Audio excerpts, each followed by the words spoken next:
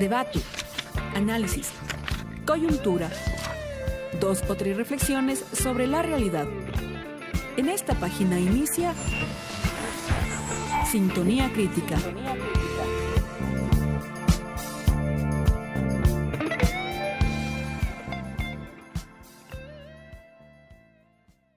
La idea de una unilateralidad internacionalista de Rosa Luxemburgo como elemento constitutivo del luxemburguismo es una construcción ideológica del socialismo autodenominado leninista, destinada a censurar un recuerdo que es capaz de cuestionarlo en su propia validez.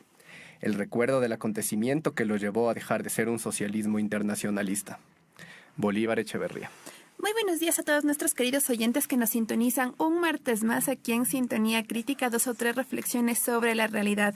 Estamos muy contentos de tenerles aquí y antes de olvidarme quiero agradecer a nuestros oyentes de Perú que nos han hecho llegar sus saludos por nuestras redes sociales y también a todos nuestros oyentes que nos solicitan los audios y también contarles que todas las semanas subimos nuestro audio, primero a nuestro canal de YouTube Sintonía Crítica y luego a nuestra página de Facebook Sintonía Crítica UC. Así que pueden estar pendientes que siempre vamos a tener nuestras entrevistas allí. Ahora queremos iniciar nuestro programa haciendo unas dos invitaciones muy importantes. La primera es la Universidad Central del Ecuador, las carreras de Sociología y de Política y la Universidad Andina Simón Bolívar, el Grupo de Trabajo de Universidad y Sociedad, les invitan a la Conferencia Nacional, la Educación Superior en el Ecuador, investigaciones para una nueva agenda de cambios necesarios. Las ponencias y debates se realizarán los días 24 y 25 de enero en la Universidad Andina Simón Bolívar, en el Paraninfo del edificio Mariscal Sucre, y los días 25 y 26 en la Universidad Central del Ecuador, en el Auditorio Mayor del Centro de Información Integral, desde las 3 de la tarde a las 8:30 de la noche. Las personas que desean inscribirse a este congreso tendrán un certificado. Para más información pueden escribir a sociologiauce@yahoo.com. También queremos hacerles una invitación desde el colectivo Walter Benjamin de la Escuela de Sociología, que se denomina Abandonar a Heidegger, que se realizará el día miércoles 25 de enero a las 11 de la mañana en el Paraninfo Che Guevara. Contamos con unos ponentes muy importantes como son Rafael Polo, Philip Alman, David Chávez y Juan Carlos Jurado.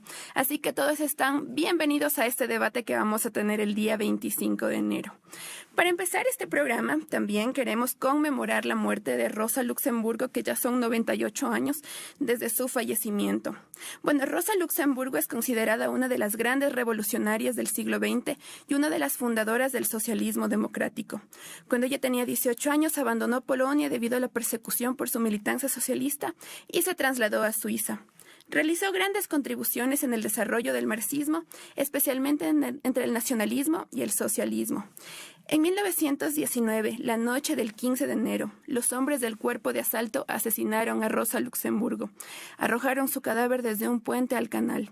Al día siguiente, todo Berlín ya sabía que la mujer que los últimos 20 años había desafiado a todos los poderosos y que había cautivado a los asistentes de innumerables asambleas estaba muerta. Mientras se buscaba su cadáver, un Bertolt Brecht de 21 años escribía: «La rosa roja ahora también ha desaparecido. Dónde se encuentra es desconocido. Por ella a los pobres la verdad ha dicho y los ricos del mundo la han extinguido». Así que guardamos en nuestra memoria a Rosa Luxemburgo. Ahora vamos a dar paso al programa que hemos venido ofreciendo a través de nuestras redes sociales, que es acerca del debate que se encuentra alrededor de Bolívar Echeverría. Y como la mayoría sabemos, Bolívar Echeverría nace el 31 de enero de 1941 en la ciudad de Riobamba, en Ecuador. Su vida intelectual comienza en 1958 con la lectura de textos filosóficos, inicialmente de orientación existencialista, y la experiencia de 1959 de la Revolución Cubana como un impulso importante. Echeverría, siendo un estudiante de filosofía en Berlín Occidental en los años 60 del siglo pasado, redacta en esta época la introducción a la primera biografía en alemán del Che Guevara. Al mismo tiempo, se involucra por primera vez en la discusión filosófica del marxismo no dogmático. De esta forma, sus investigaciones se centraron en la crítica de la economía política de Marx y el desarrollo de la teoría crítica de la Escuela de Frankfurt, así como de los fenómenos culturales e históricos de América Latina. A partir de estas investigaciones formuló su crítica de la modernidad capitalista y su teoría del etos barroco como forma de resistencia cultural en América Latina. Bolívar Echeverría es filósofo, escritor e investigador. Además de entregarse al trabajo académico, ha formado parte de grupos intelectuales en la creación de revistas culturales y políticas. Desde 1973 fue docente e investigador en la UNAM y en otras instituciones culturales. Desde 1988 es profesor titular a tiempo completo de la Facultad de Filosofía y Letras y en la licenciatura y el posgrado en la UNAM. Hasta el día de su muerte coordinó el Seminario Universitario La Modernidad, Versiones y Dimensiones en la UNAM. Recibió varios premios como el Premio de la Universidad Nacional a la Docencia, el Premio Pío Jaramillo Alvarado y el Premio Libertador Simón Bolívar al Pensamiento Crítico. Falleció en la Ciudad de México el 5 de junio del 2010. Para conocer más acerca de la obra y el pensamiento de Bolívar Echeverría, tenemos a dos invitados muy importantes. El primero de ellos es Rafael Polo, es investigador y actual docente de las carreras de Sociología y Ciencias Políticas en las áreas cercanas a la epistemología y a la historia del pensamiento. Buenos días, Rafael, gracias por aceptar nuestra invitación. Muchas gracias por invitarme. Buenos días a todos. Y también contamos con la presencia de Omar Bonilla. Él es docente de las carreras de Sociología y Ciencias Políticas en las áreas pertenecientes a la historia latinoamericana. Hola Omar, gracias por estar aquí. Muchas gracias, Becky. Muchas gracias, Martín. Gracias por invitarnos a los dos. Y para la entrevista de hoy la va a conducir ustedes ya conocen a Martín Aulestia, así que les dejo a ustedes, este espacio es suyo. Buenos días a todos, a quienes nos están escuchando. Yo reitero mis agradecimientos y mis saludos a Rafael Polo y Omar Bonilla por estar aquí con nosotros. Ambos son buenos conocedores de la obra de Bolívar Echeverría y necesariamente su presencia de algún modo logrará dar lineamientos y esclarecer ciertas cosas del debate sobre Bolívar Echeverría. Un debate que me parece podríamos y deberíamos empezar con una pregunta más bien personal, si es que cabe decirlo así. Es una pregunta que quiero plantearles a los dos. ¿Cuándo y de qué modo conocen la obra de Bolívar Echeverría? ¿Y qué es lo que encuentran en esa obra que les invita a continuar con su lectura y con su interrogación? Es decir, no solamente a leerlo, sino a trabajar con la obra de Bolívar Echeverría, a partir de ella, con ella, y por qué no, dado el caso, en contra de ella. Quiero empezar contigo, Rafael. Bueno, gracias, Martín. A ver, yo situaría dos momentos en mi acercamiento a la obra de Bolívar Echeverría.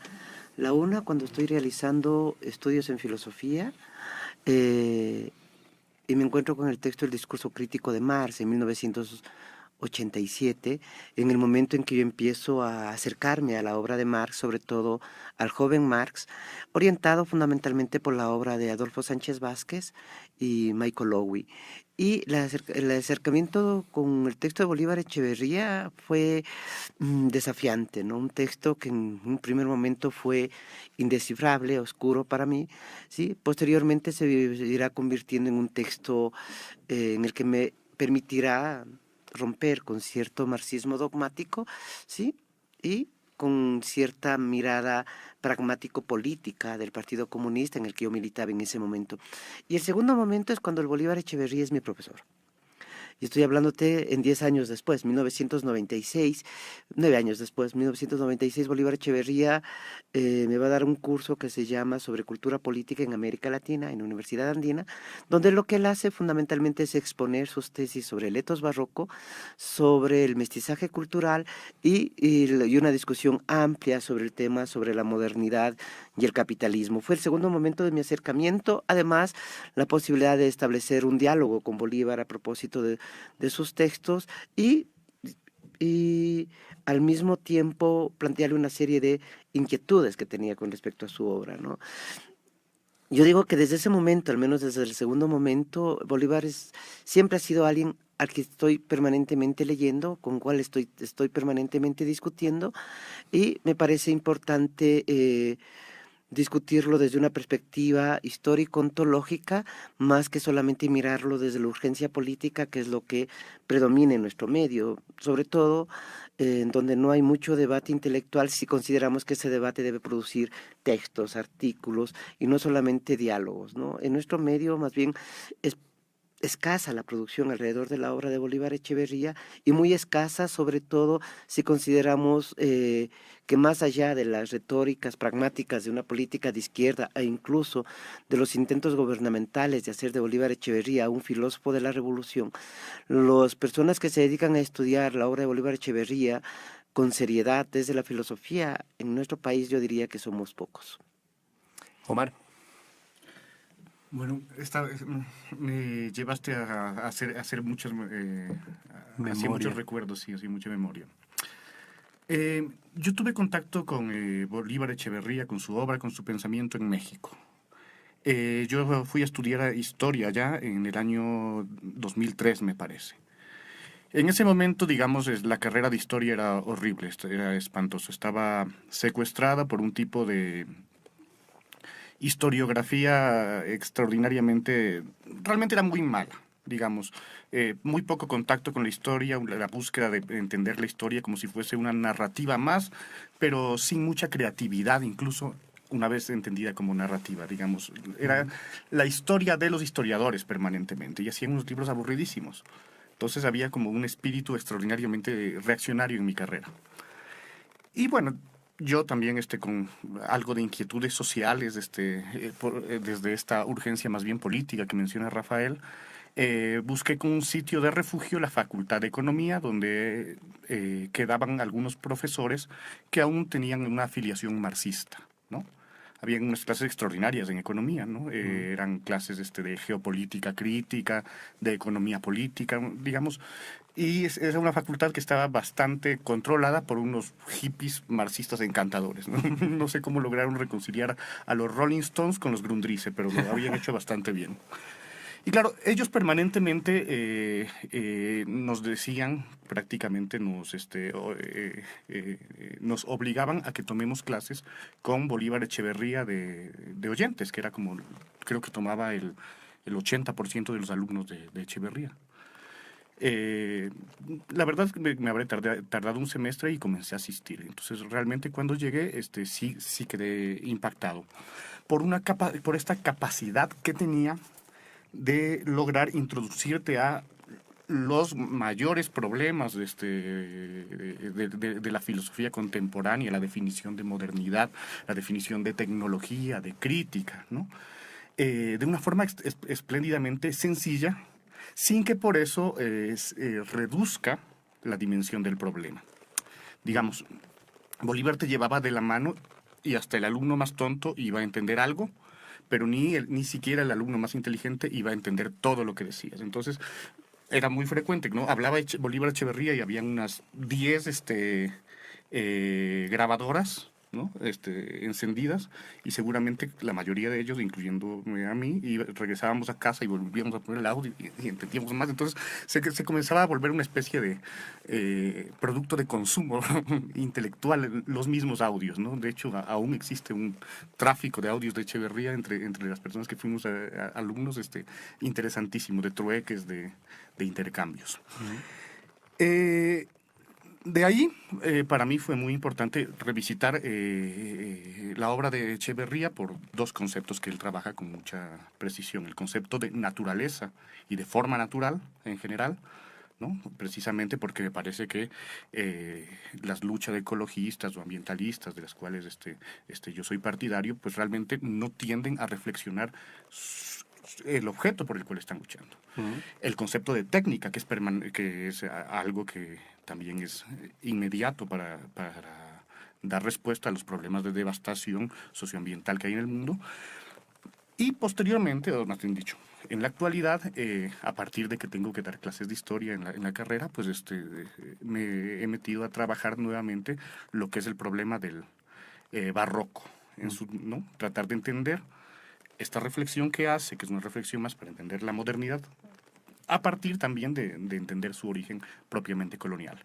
Pero a la vez, y permanentemente revisitar los trabajos que ha hecho sobre la obra de Marx, que a mí me parece que son fundamentales, ¿no? Es algo muy interesante porque creo que es su mayor contribución, aunque evidentemente no podríamos hablar de tanta originalidad, sino que más bien creo que la originalidad en el trabajo de Marx creo que reviste de limpiar un poco del discurso marxista todos los prejuicios, los dogmatismos y las trabas que se desarrollaron en el siglo XX a partir de estas políticas de Estado que se generaron en torno al marxismo. Listo. La siguiente pregunta que quisiera hacerles, igualmente se la voy a plantear a los dos, es, ya que no tengo demasiado tiempo para profundizar en eso, sino ya como introduciéndonos directamente a la totalidad de la obra de Bolívar Echeverría, suele estarse de acuerdo que lo fundamental en la obra de Bolívar Echeverría es eso que se llama la crítica a la modernidad capitalista. Pero me parece que los debates y los problemas empiezan cuando la pregunta se desagrega en otra más específica. ¿Qué de esa crítica a la modernidad capitalista sería la apuesta teórica fundamental de Bolívar Echeverría? Y me parece que en general hay como dos grandes campos en ese debate con matices. Y está por un lado aquellos que consideran que el aporte crítico fundamental de Bolívar Echeverría es la teoría de los 4 etos de la modernidad capitalista. En ese campo hay gente como Enrique Dussel, que ha llegado a acercarse a Bolívar Echeverría a través de la lectura desde ese lado. Y del otro lado están quienes priorizan la crítica que hace Bolívar Echeverría a partir de lo que él considera la contradicción fundamental del capitalismo en esta reformulación que hace de Marx, ya no capital-trabajo, sino valor de uso. Dentro de esa crítica de valor de uso, entonces más bien el etos histórico, si es que estoy acertado, sería más bien como una forma, como tipología históricas de sobrellevar esa contradicción fundamental que del valor y valor de uso. Mi pregunta para ambos sería, en esos dos grandes campos no se descuida otras discusiones de Bolívar Echeverría. Por ejemplo, yo estoy de acuerdo en la importancia radical de la discusión ontológica de Bolívar Echeverría. Siendo así, ¿cuál creen ustedes que es la apuesta teórica fundamental en la obra de Bolívar? Pero me parece que eso supone otra pregunta previa. ¿Podemos leer en la obra de Bolívar Echeverría algún nivel o algún grado de gran sistematicidad, una gran apuesta teórica total, donde el resto de sus exploraciones sean algo así como momentos de una especie de totalización teórica? O más bien lo que debería leerse son etapas fragmentarias del pensamiento de Bolívar Echeverría y buscar qué es lo que pensó en cada etapa. Si fuese así, de todos modos, ¿no es legítimo un análisis retrospectivo de la obra de Echeverría y plantearse la pregunta sobre, una vez que la obra de Echeverría concluye con su muerte, cuál es la discusión teórico y conceptual articuladora de toda la obra de Bolívar Echeverría? Rafael. Bueno, en realidad creo que tienes varias preguntas y varias inquietudes. Y varias ahí. respuestas también. Sí. De paso, ¿no? A ver, yo diría que hay un debate que se ha iniciado de alguna manera entre quienes ponemos mucho énfasis en ver los distintos desplazamientos que se dan en la preocupación que tiene Bolívar Echeverría de encontrar un discurso crítico sobre el capitalismo, sobre la modernidad y también de las posibilidades políticas de una modernidad no capitalista. Yo creo que hay un primer momento en la obra de Bolívar Echeverría, sobre todo cuajado en el discurso crítico de Marx, ¿sí? Donde Echeverría lo que hace es realizar una lectura a contracorriente de Marx, pero fundamentalmente con el fin de desvirtuar algunas lecturas que hizo el marxismo de la Segunda Internacional, el marxismo soviético, que realizaron incluso las lecturas leninistas de los o guevaristas latinoamericanos, que leyeron en Marx fundamentalmente que hicieron de Marx un profeta, y no un teórico crítico, y no un pensador deconstructivo del capitalismo. Uso el concepto de deconstrucción, que no viene de Marx, tampoco viene de Bolívar Echeverría, pero al cual Bolívar Echeverría con frecuencia usó para mostrar de que las batallas políticas son también batallas en el campo de la interpretación de textos, son también batallas en el campo de los conceptos. Yo creo que hay un primer momento en Bolívar Echeverría, ¿sí? Y ese primer momento de una lectura no dogmática, de una lectura heterodoxa de Marx, va ligado también con la idea de construir una fundamentación filosófica de la utopía comunista, ¿sí? Sí, por un lado, romper con el determinismo histórico propio de los marxismos vulgares asociados al positivismo y a una lectura liberal de Marx, y por otro lado, a un esfuerzo filosófico de dar sostenimiento racional, ¿sí? Desde una perspectiva cada vez ontológica, porque se va volviendo más hacia la ontología. Bolívar, si bien nace con sus primeras lecturas, son textos como autores como Miguel de Unamuno, Sartre, Heidegger, ¿sí? Su trabajo de reflexión le lleva hacia la ontología, no parte de la ontología, y eso me parece importante verlo, ¿sí? Pero al mismo tiempo está trabajando en cuadernos políticos. Y con cuadernos políticos Bolívar Echeverría está al tanto del debate latinoamericano. está al tanto del debate agrario, está al tanto del debate del Estado, está al tanto del debate del pensamiento latinoamericano. Recordemos que Cuadernos Políticos es una revista producida en UNAM, producida por Editorial Era, en donde trabaja con personas como Carlos Pereira, Adolfo Sánchez Vázquez y otros que están interesados de mostrar el debate latinoamericano. ¿Sí? De hecho, uno puede rastrear el debate latinoamericano en la revista Cuadernos Políticos e ir viendo los distintos desplazamientos temáticos que se dan ahí, y es uno de los espacios, quizás uno de los pocos espacios latinoamericanos donde se hace posible un pensamiento heterodoxo crítico que no necesariamente sea marxista y también se abre otras posibilidades. Creo que hay un segundo momento de Bolívar, que es la década de los 80, de modo fundamental, y cuyo texto clave de quiebre desde una exegesis hacia una propuesta de elaboración teórico-filosófica es el texto de definición de la cultura, en donde uno ya puede rastrear algunos conceptos alrededor de la idea de modernidad, ¿sí?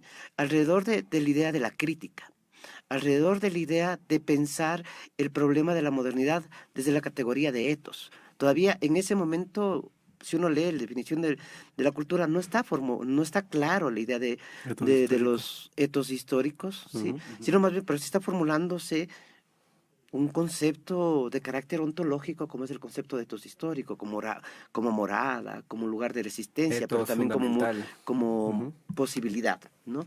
Entonces tú tienes que ese momento concluye, o por lo menos tiene una gran formulación en las 15 tesis sobre modernidad y capitalismo, y sobre todo en su texto Las ilusiones de la modernidad.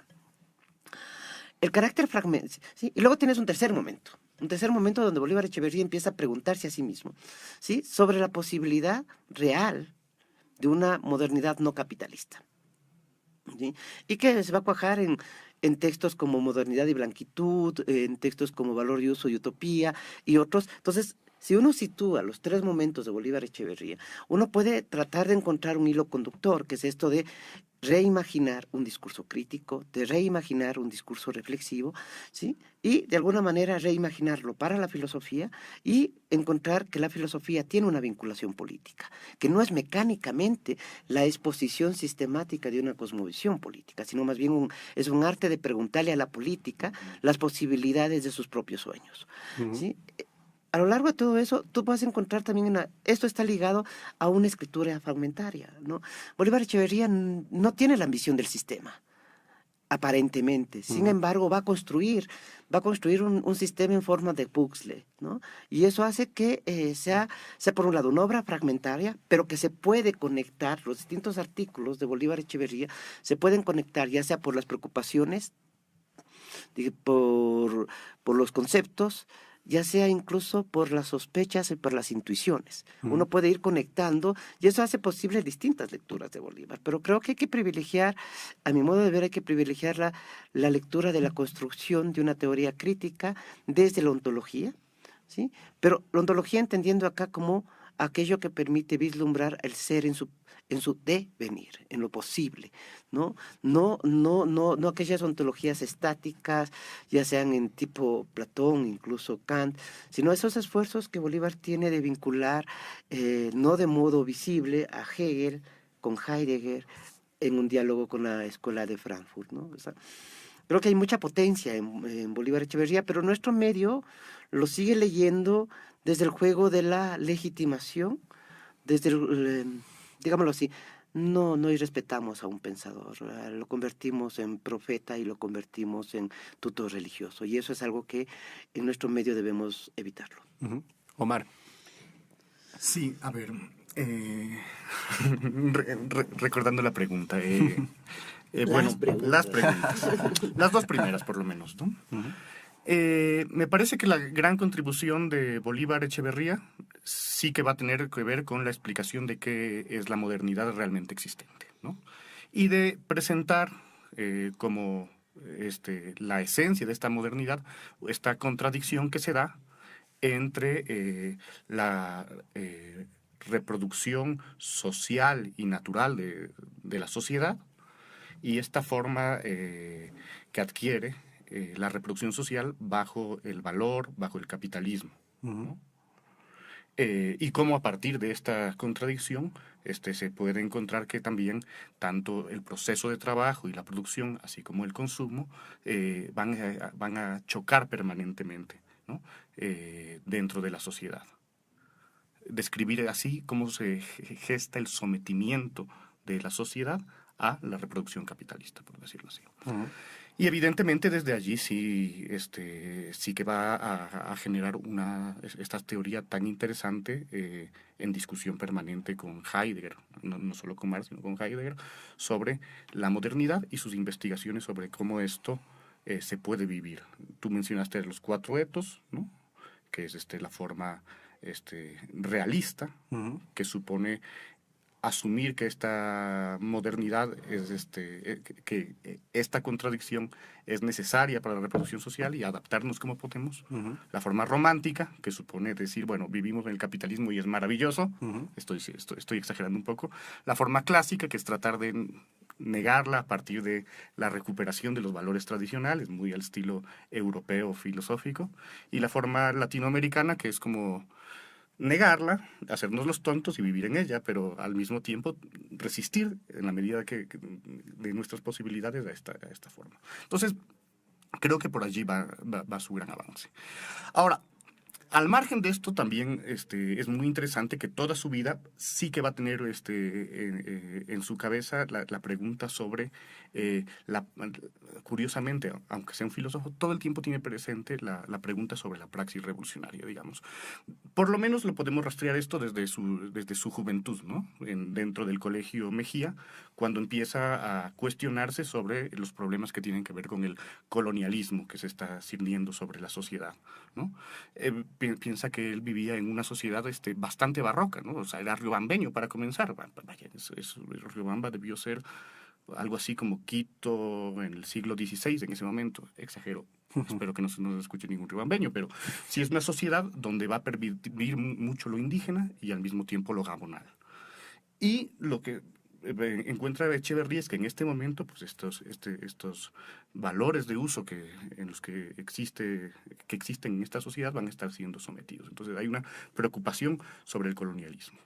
Posteriormente, como tú decías, cuando entra a su preocupación existencialista y más allá a su preocupación más heideggeriana en Alemania, se va a encontrar con algo que es importantísimo en su formación, que es el movimiento estudiantil que va a estar siendo conducido por Rudi Dutschke. Este movimiento es súper interesante. Realmente es un movimiento que tiene mucho de luxemburguista, valga el tema de la autora que mencionaron.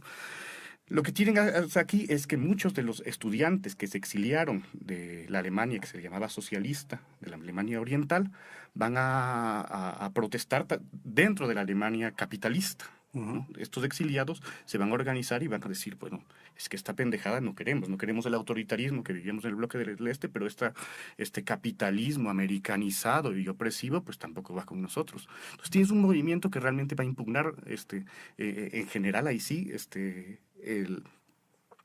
pues a los dos grandes modelos que se presentaban en el mundo. Y es un movimiento donde curiosamente Echeverría va a tener mucho protagonismo porque está siendo exiliado, porque está siendo conducido por exiliados y por refugiados, ¿no? Entonces Echeverría cuenta que para él es muy importante, políticamente, la primera manifestación que va a iniciar este movimiento va a ser organizado por su grupo, junto a Rudi Dutschke y junto a unos refugiados iraníes contra el Shah. Posteriormente va a ir a México y allí tienes otra etapa también que es bastante interesante, que va a ser tratar de sistematizar todo lo que había aprendido y es allí cuando realmente va a hacer este trabajo tan profundo de lectura del marxismo que va a terminar en el texto que mencionó Rafael, en el discurso crítico de Marx, ¿no?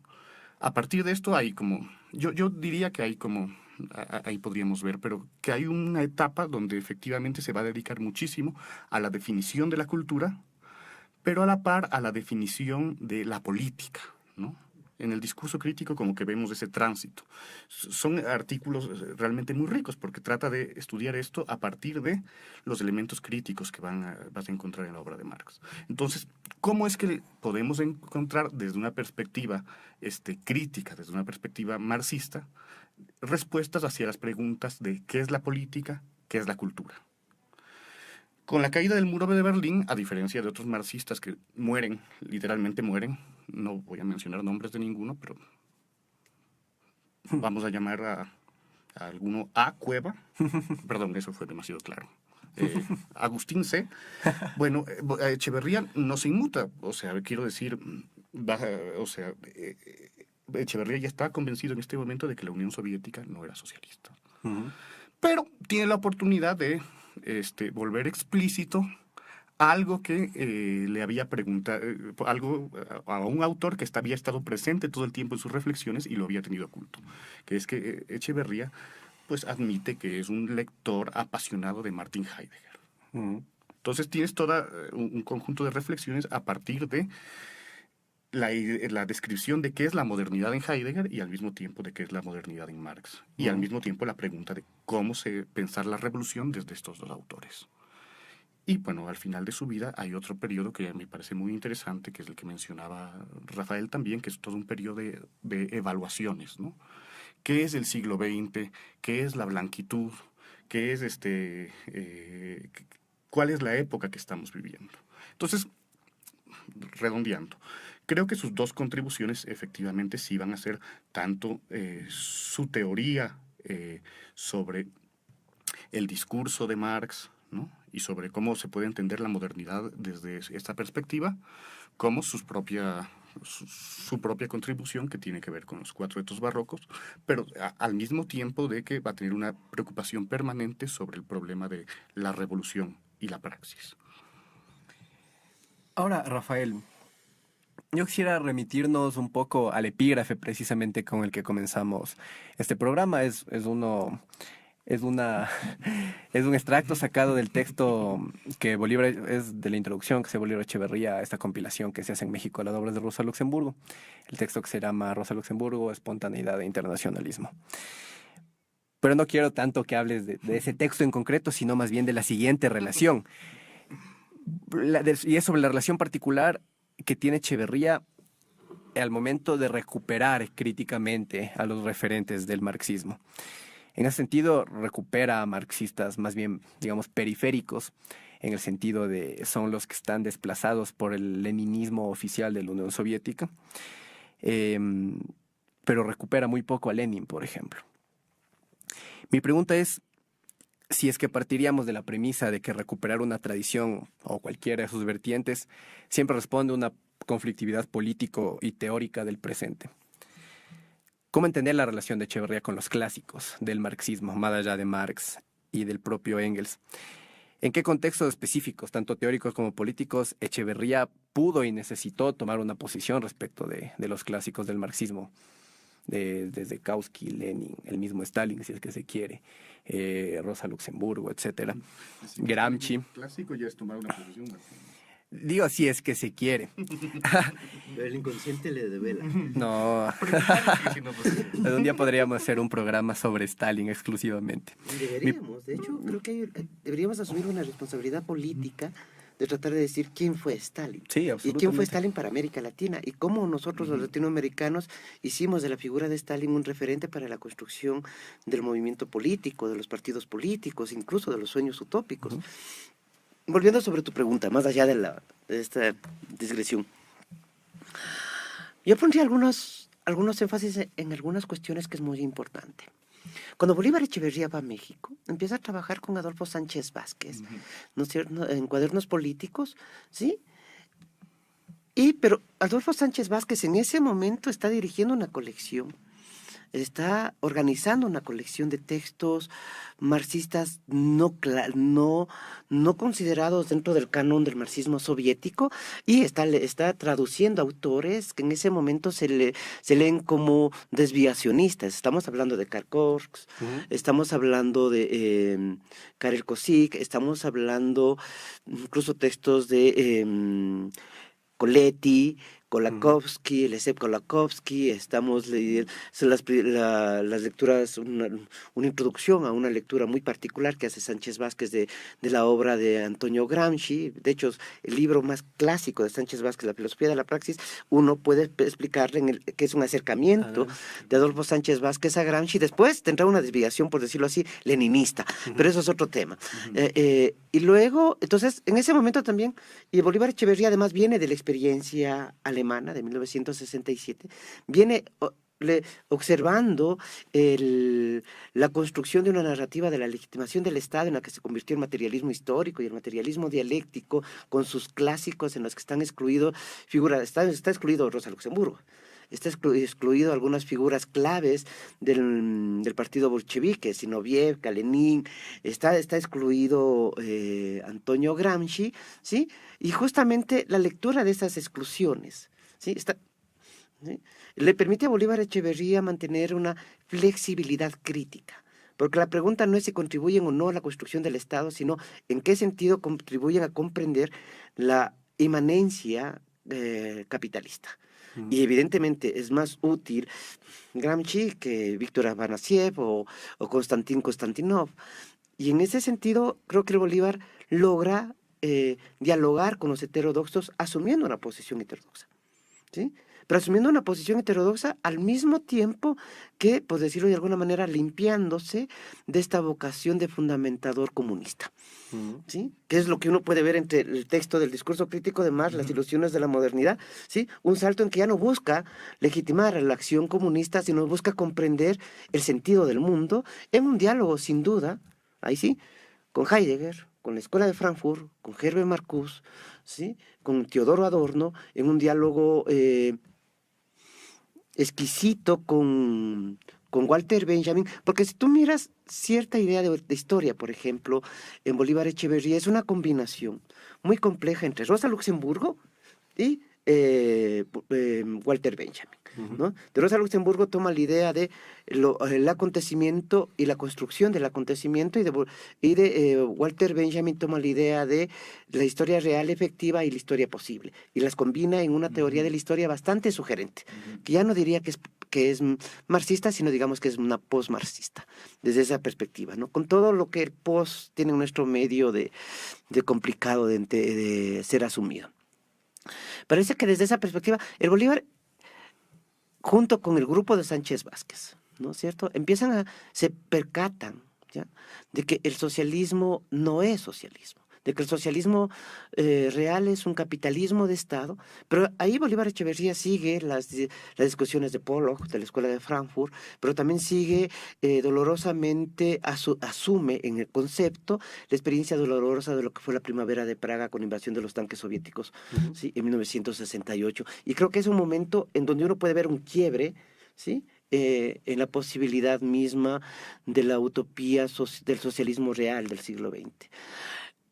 En ese sentido, la obra, ¿sí?, es siempre una obra de autorreflexión. No es alguien que solamente... ¿Por qué no el sistema? Porque no está construyendo un dogma, ¿sí? Pero al mismo tiempo sabe que cada combate político teórico responde a un combate político. Y en ese momento, preguntarse sobre la teoría crítica de Marx era combatir el sociologismo marxista instaurado por los partidos comunistas y la Unión Soviética. Ahora, un poco en la misma línea, Omar, cuál es la tradición a la que se enfrenta, la que recupera, la que critica Bolívar Echeverría. Voy a citar unas ideas de un texto que sé que conoces, Jorge Veraza, donde plantea la idea siguiente. Él dice que lo que hace Marx en El Capital es inaugurar un discurso crítico y científico al mismo tiempo, por lo tanto, positivo y no solo negativo. Y ahí hace una contraposición entre Adolfo Sánchez Vázquez y Bolívar Echeverría. Dice, Adolfo Sánchez Vázquez, y particularmente La filosofía de la praxis, es un texto que tiene la virtud de reconocer el carácter positivo y científico del discurso de Marx. Por otra parte, el lugar donde cojea Sánchez Vázquez es que no hay un reconocimiento explícito del carácter de la crítica negativa que supone el discurso del capitalismo. Aunque de algún modo le reivindica, dice, pero bueno, uno puede ver en los epílogos del texto que hay ciertas sugerencias, etc. Por otro lado, dice, Bolívar Echeverría tiene tiene una gran debilidad en ese aspecto, y es que reconoce de modo fundamental el carácter negativo del discurso de Marx, pero siempre que quiere enfrentarse al problema epistemológico de determinar cuál es la especificidad científica de ese discurso, caería en algo así como una unilateralidad negativista. Y dice, esa unilateralidad negativista está inspirada en las lecturas que hace Bolívar Echeverría, fundamentalmente de Karl Korsch, y del Karl Korsch, de ese texto que se llama Karl Marx, en el que dice el Marx revolucionario del Marx joven, porque el discurso revolucionario requiere de la negatividad. El Marx científico se vuelve un poco menos revolucionario, pero también la influencia que tienen en la obra de Bolívar Echeverría tanto Walter Benjamin como Adorno y obras como La dialéctica negativa. ¿Tú crees que era así?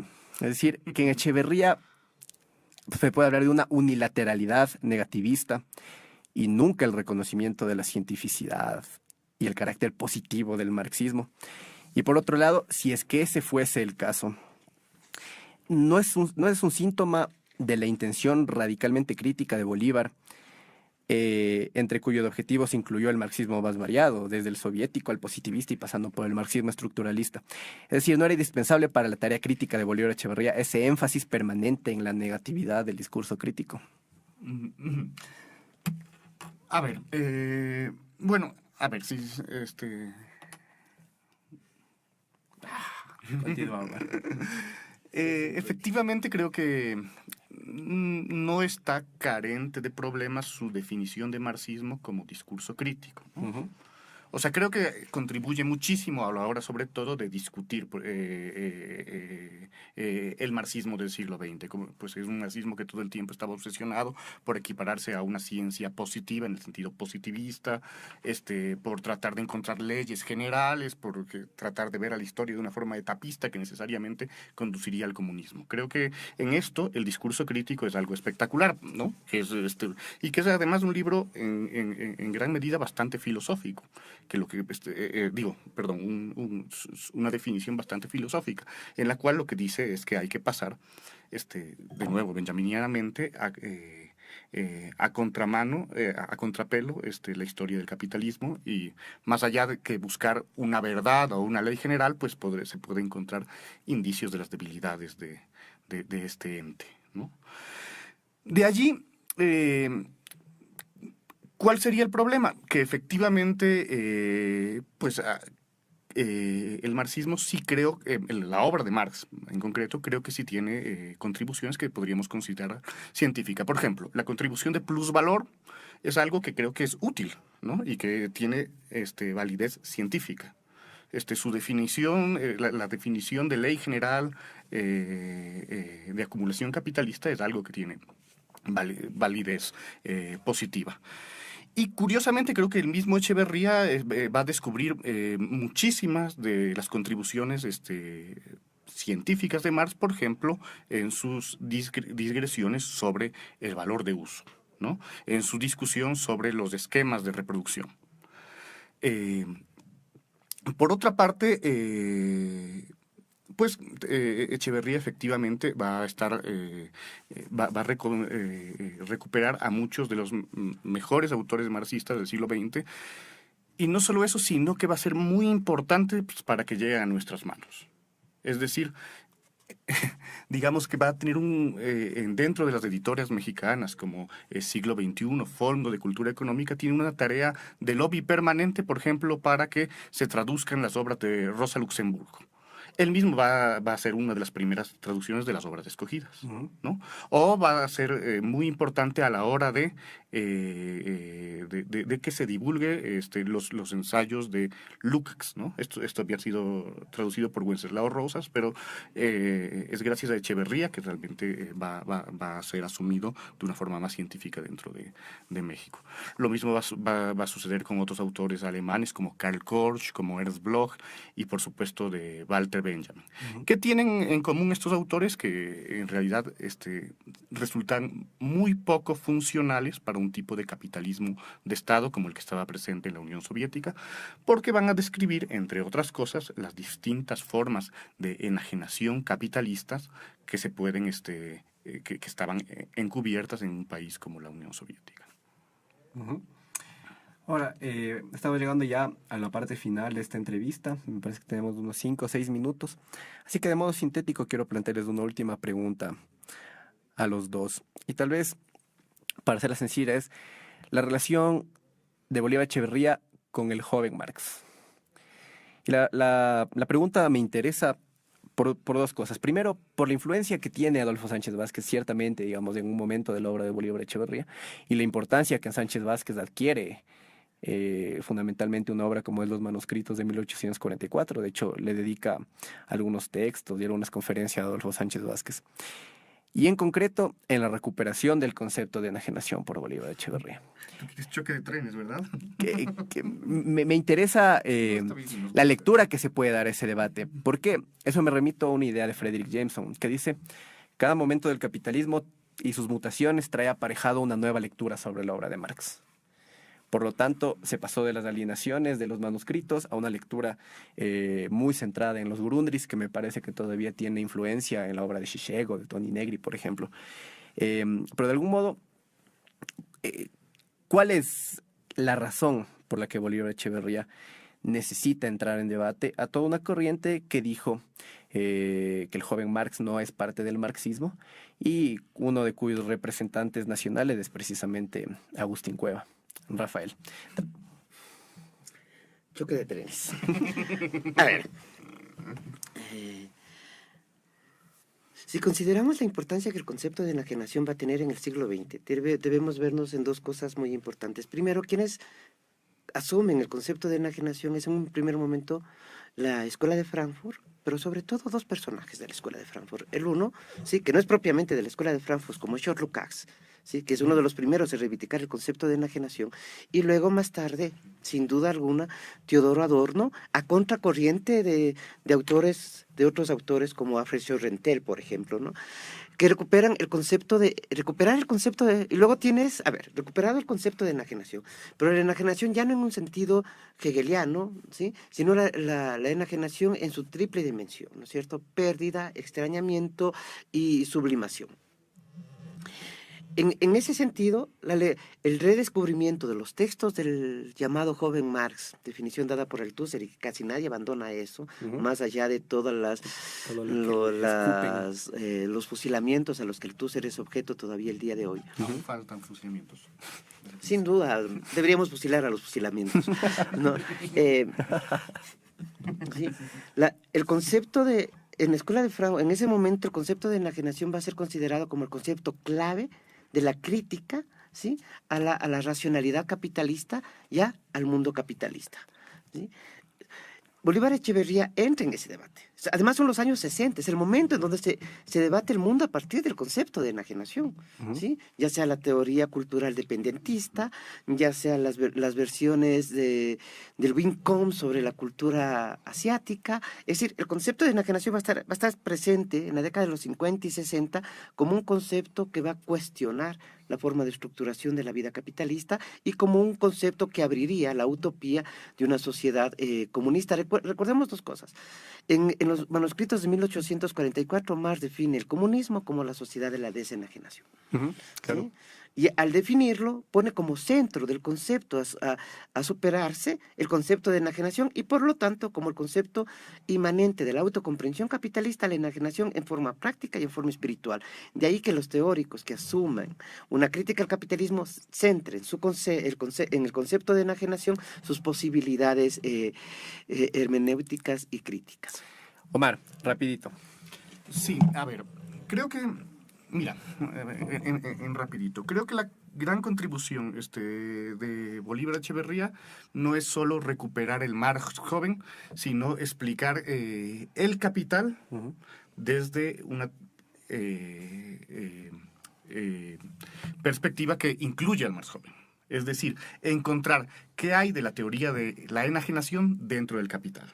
Allí lo que vas a encontrar es que es muy importante la forma en la que se va a subordinar el valor de uso al valor. Y al mismo tiempo explicar cuál es la subordinación del trabajo al capital, considerando la teoría de la enajenación. Entonces, digamos que creo que como lector de Marx, la gran contribución sería poder generar estos puentes que estaban inacabados entre el Marx viejo o el Marx del capital o el Marx de las teorías de la plusvalía y de sus capítulos que quedaron inconclusos con este concepto que fue trabajado en su juventud. Esto además permite darle al capital una lectura mucho más interesante, mucho más revolucionaria y mucho más crítica. Lamentablemente vamos a tener que dejar ahí la entrevista. Creo que Rafael se quedó con ganas de decir al aire una respuesta. Pero ojalá son debates que vamos a poder seguir reconstruyendo. Van a ser invitados otras veces, sin duda, a este espacio, siempre y cuando se accedan. Y yo les agradezco muchísimo por esta entrevista. Me parece que fue una entrevista enriquecedora y que en otras líneas, con otros autores y con otras discusiones la vamos a retomar. Y dicho eso, yo les agradezco mucho y volvemos contigo, Rebeca. Queremos agradecer a los invitados que nos acompañaron el día de hoy en este debate, que se quedó también un poco en suspenso y que esperamos volverlos a tener pronto en este espacio. Ahora vamos a dar paso a nuestro corte musical con una canción llamada La Foule de Edith Piaf.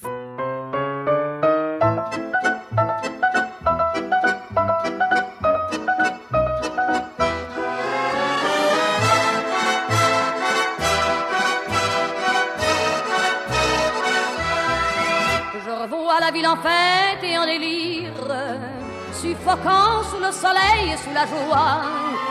Et j'entends dans la musique les cris, les rires qui éclatent et rebondissent autour de moi. Et perdu parmi ces gens qui me bousculent, étourdi, désemparé, je reste là. Quand soudain je me retourne, il se recule et la foule vient me jeter entre ses bras. Emportés par la foule qui nous traîne, nous entraîne, écrasés l'un contre l'autre, nous ne formons qu'un seul corps. Et le flot sans effort nous pousse enchaîner l'un et l'autre, et nous laisse tous deux épanouis, enivrés et heureux. Entraînés par la foule qui s'élance et qui danse une folle farandole, nos deux mains restent soudées. Et parfois soulevés, nos deux corps enlacés s'envolent et retombent tous deux épanouis, enivrés et heureux.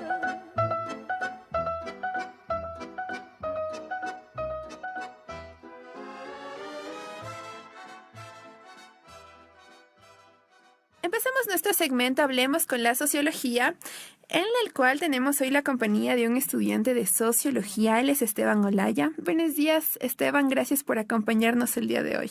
Buenos días, Rebeca. Muy feliz de estar aquí a cargo del segmento de Preguntando a la Sociología y muy ansioso por compartir con usted esta breve reflexión que he elaborado. Muchas gracias, Esteban. Bueno, él nos ha traído una reflexión muy interesante que me ha llamado muchísimo la atención, que se llama El cine de Hollywood como pastiche y rasgo sintomático del postmodernismo. Inquietante, ¿no? Así que bueno, vamos a dar el paso a Esteban para que él nos cuente cómo va esto. Adelante, es tuyo el micrófono.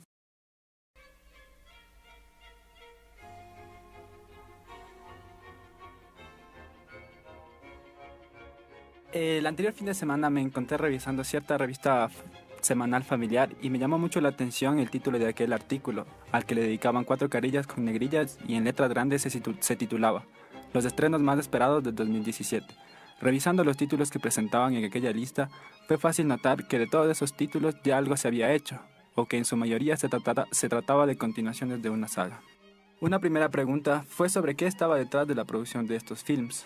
Enseguida vinieron a mí ideas sobre la existencia de una industria cinematográfica atravesada por diversos factores, económicos, políticos y sociales, que regulan el qué y el cómo producir los filmes que la sociedad consume. Así que la pregunta cambió hacia el porqué de la producción de este cine contemporáneo, aun cuando todos presentan ese rasgo de imitación.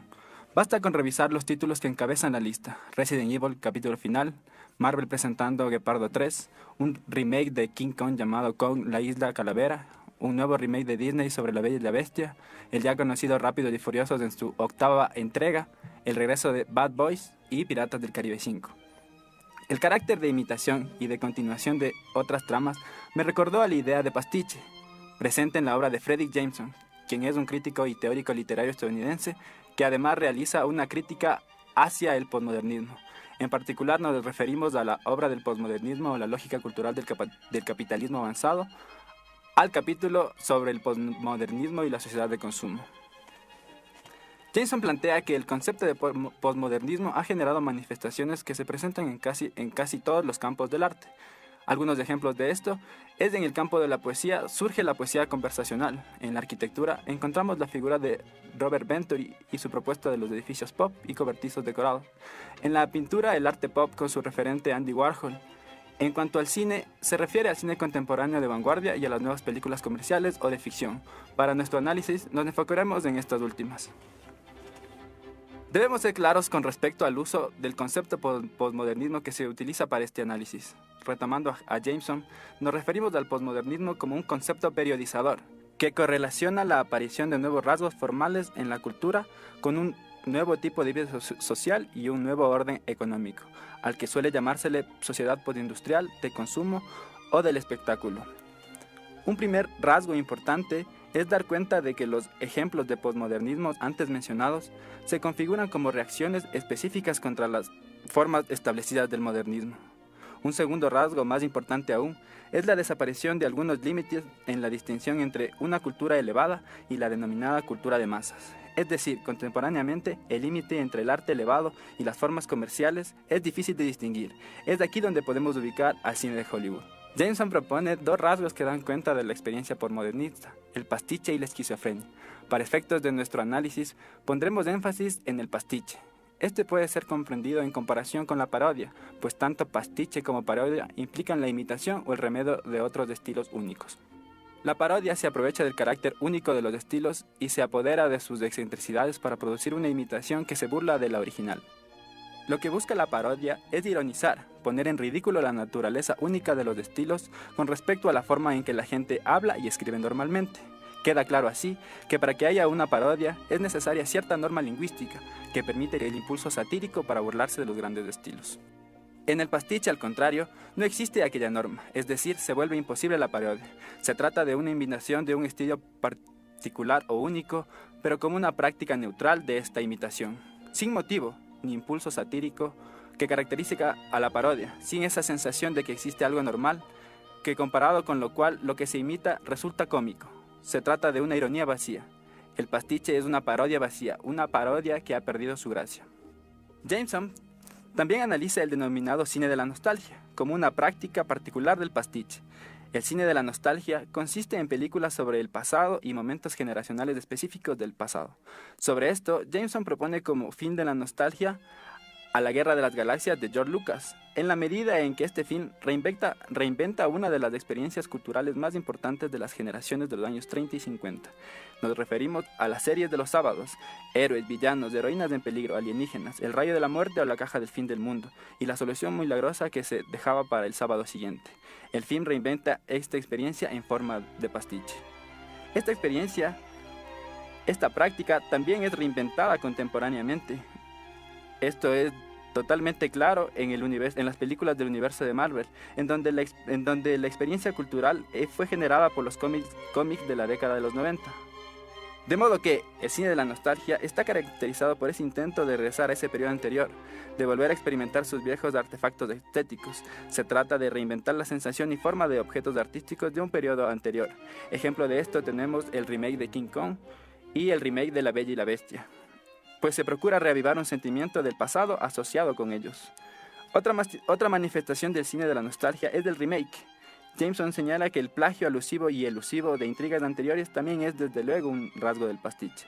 Es así que en algunas películas se busca prescindir de señales que se puedan asociar con el mundo contemporáneo, con el mundo del capitalismo tardío. Es evidente y sintomático el creciente número de films que utilizan el estilo mismo de las películas de la nostalgia, en donde el rasgo que varía es una ambientación contemporánea. Aquí se percibe cierta incapacidad de abordar nuestro propio presente, de producir representaciones estéticas de nuestra experiencia actual. Al dar cuenta que estas películas que presentan el artículo reflejan lo expuesto por Jameson, surge la pregunta ante este panorama desolador. ¿Será que al estar en un mundo en que la innovación estilística ya no es posible, todo lo que queda es imitar estilos muertos, hablar a través de máscaras? Si es así, esto significa que el arte posmoderno implica el necesario fracaso del arte mismo, la condena al encarcelamiento del pasado. Lo único seguro es que de estas películas tan esperadas, lo único que se puede esperar es que no contengan nada más de lo que ya no hemos visto.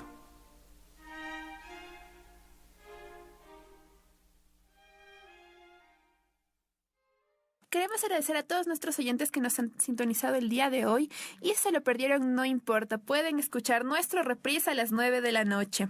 Recordarles que pueden dar like a nuestra página de Facebook Sintonía Crítica, suscribirse a nuestro canal de YouTube Sintonía Crítica y seguirnos en nuestra página de Twitter Sintonía Crítica UC. Con nosotros será hasta la siguiente semana. Que les vaya muy bien. Por hoy hemos concluido nuestro análisis. Sintonía Crítica te espera en un próximo encuentro.